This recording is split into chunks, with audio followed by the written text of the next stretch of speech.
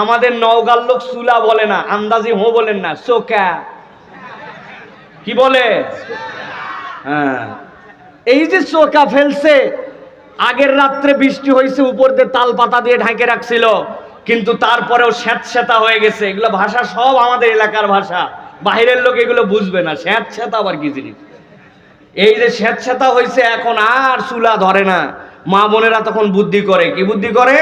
চুলা ধরানোর আগে পাশে একটা কুপি বাতি জ্বলায়। নওগাঁয় কি বলে এটাকে? কুপি বলে না ভাই? হ্যাঁ, কুপি বাতি জ্বলায়। কুপি বাতি যেই জ্বলাইছে, জ্বলায় ওইখান থেকে একটুখানি খ্যার নিয়া, ওইখান থেকে একটু পাটকাঠি নিয়া, এই পাটকাঠি বললাম এটাও নওগাঁর ভাষা না, নওগাঁর ভাষা হচ্ছে সিনট।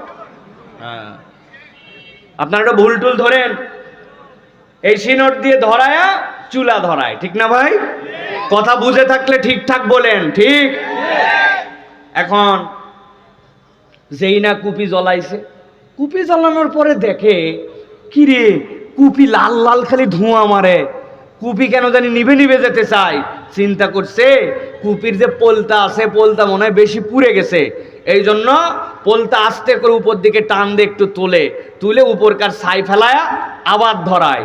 কিন্তু যেই ধরাইছে, আগের থেকে বেশি ডিস্টার্ব। আগে তাও ধোঁয়া মারতো, এখন খালি দপ দপ দপ দপ করে আর লাল লাল লাল লাল উপর দিকে আলো মারে। বুঝে থাকলে বলেন তো, কুপি যদি জ্বলতে না চায়, দপ দপ করে লাল ধোঁয়া মারে, নিভে যেতে চায়, তাহলে বুঝতে হবে কুপির ভিতরে কি নাই। একটু বুঝে বলেন, কি নাই?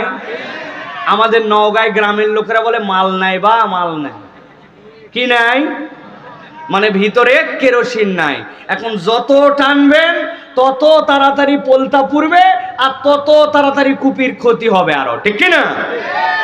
ভালো করে খেয়াল করেন, আল্লাহ রাব্বুল আমিন বলছেন, ইন্নামাল মুমিনুনা আল্লাযীনা ইযা যুকিরাল্লাহু ওয়াজিলাত কুলুবুহুম ওয়া ইযা তুলিয়াত আলাইহিম আয়াতু যাদাতুহুম ঈমানা।